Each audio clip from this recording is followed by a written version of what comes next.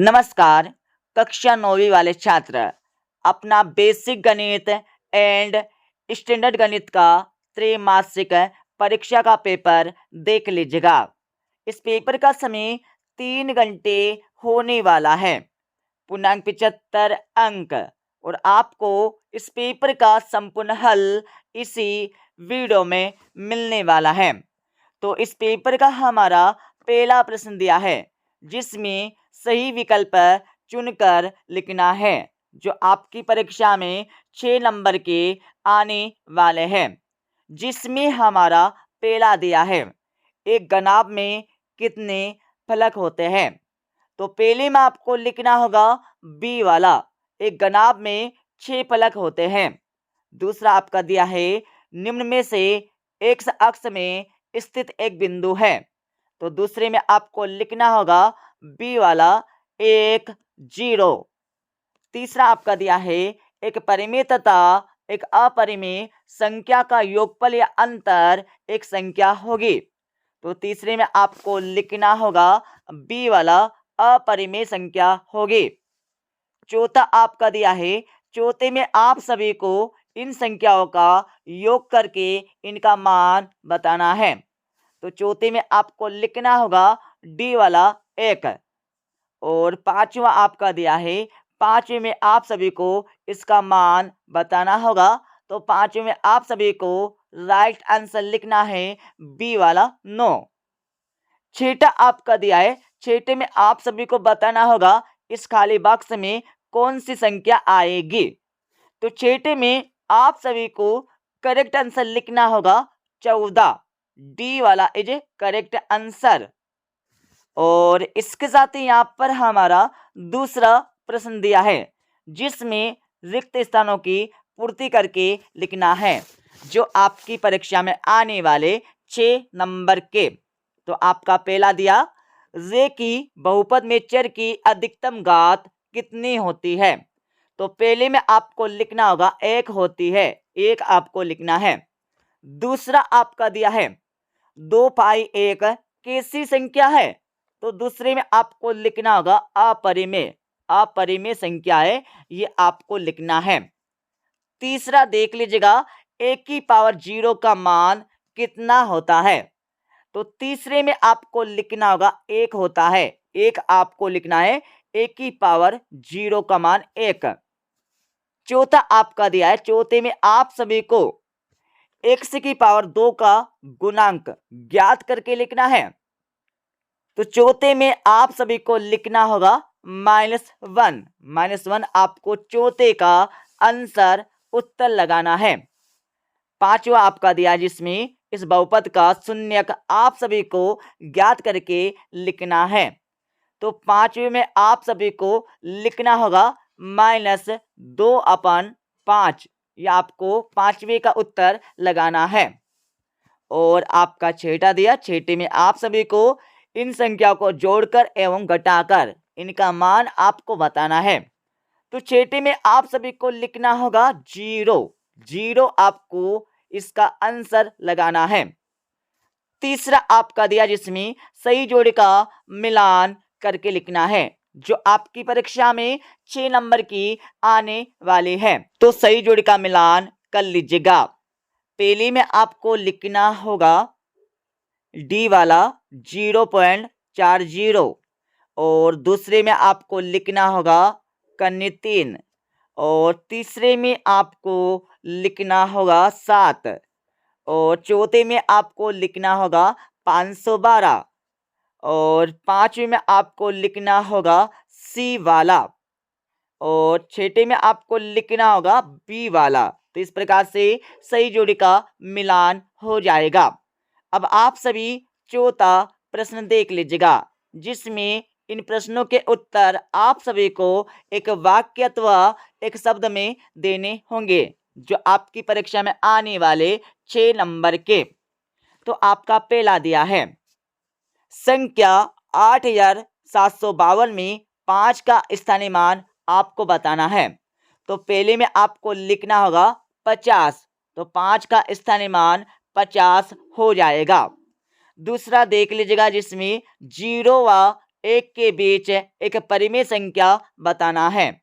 तो दूसरे में आप सभी को लिखना होगा 1/2। और तीसरा आपका दिया जिसमें 6 कन्नी 5 को 2 कन्नी 5 से गुना करके इसका मान बताना है। तो तीसरे में आप सभी को लिखना होगा 60। जब आप सभी 6 कन्नी 5 को 2 कन्नी 5 से गुना करेंगे तो इसका मान 60 आ जाएगा। चौथा देख लीजिएगा जिसमें 59 में 6 का भाग देकर शेषफल आप सभी को बताना है। तो चौथे में आप सभी को लिखना होगा, शेषफल लिख लीजिएगा, शेषफल बराबर हमारा 2 आ जाएगा। इसके साथ आपका पांचवा दिया है ऐसा बहुपद जिसमें केवल एक पद हो, क्या कहलाता है। तो पांचवे में आप सभी को लिखना होगा एक पदे बहुपद। एक पदे बहुपद कहलाता है, ये आप सभी को लिखना होगा। छठा आपका दिया है जिसमें इस संख्या का दशमलव प्रसार आपको लिखना होगा। तो छठे में आप सभी को लिखना है शांत। शांत आपको यहाँ पर छठे का उत्तर लगाना है। अब आप सभी पांचवा प्रश्न देख लीजिएगा जिसमें सत्य अथवा असत्य बता के लिखना है, जो आपकी परीक्षा में आने वाले 6 नंबर के। तो आपका पहला दिया है रेखिक बहुपद की घात 1 होती है, तो बिल्कुल होती है, सत्य हो जाएगा। दूसरा आपका दिया है एक घन में कुल 8 शीर्ष होते हैं, तो बिल्कुल होते, सत्य हो जाएगा। तीसरा आपका दिया है शंकु एक गोलाकार ठोस आकृति होती है, तो बिल्कुल नहीं होती है, असत्य हो जाएगा। चौथा आपका दिया है सड़क बनाने वाला रोलर एक बेलनाकार आकृति होती है, तो बिल्कुल यहाँ पर होती है, सत्य हो जाएगा। पांचवा आपका दिया है बहुपद 5 एक पदी व्यंजक है, तो बिल्कुल है, सत्य हो जाएगा। और छठा हमारा असत्य हो जाएगा।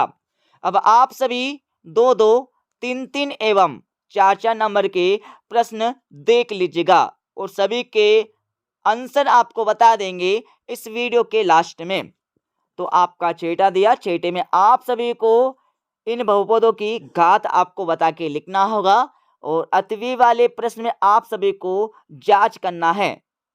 और सातवें प्रश्न में आप सभी को इस सरल समीकरण को हल करना होगा और अतवी वाले प्रश्न में आप सभी को इसको सरल करके लिखना है। और आठवें प्रश्न में आप सभी को 8 कन्नी 15 में 2 कन्नी 3 से भाग देकर इसका मान ज्ञात करके लिखना है।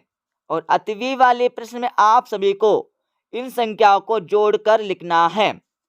और 9वां प्रश्न देख लीजिएगा, ऐसी 2 संख्याएं लिखिए जिनके दशमलव प्रसार अनुवासानी एवं आवर्ती हो।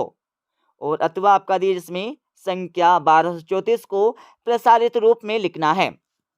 तो किस प्रकार से आपको परीक्षा में संख्या 1234 को प्रसारित रूप में लिखना होगा, तो यहाँ पर देख लीजिएगा 1000 प्लस 200 प्लस 30 प्लस 4, इस प्रकार से आपको 1234 को प्रसारित रूप में लिखना होगा।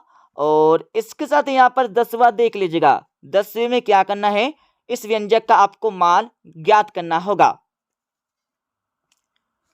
इस व्यंजक का मान ज्ञात करने के लिए आपको x का मान इस व्यंजक में रखना होगा।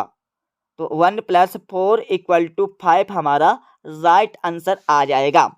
अथवा देख लीजिएगा, यदि सरिता की वर्तमान आयु y वर्ष है तो आज से 5 वर्ष बाद उसकी आयु क्या होगी, यह आपको बताना है।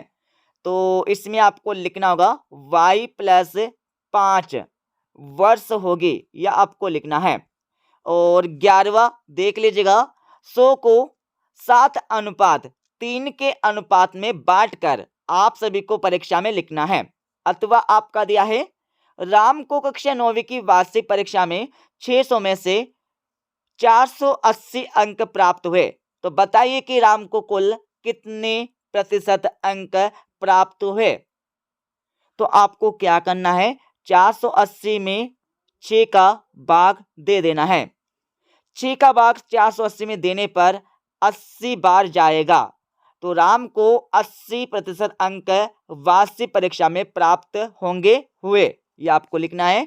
और 12वां देख लीजिएगा, एक दुकानदार में शर्ट की कीमत 400 और पेंट की कीमत 650 रुपये है, तो बताइए पेंट और शर्ट की कुल कीमत कितनी होगी।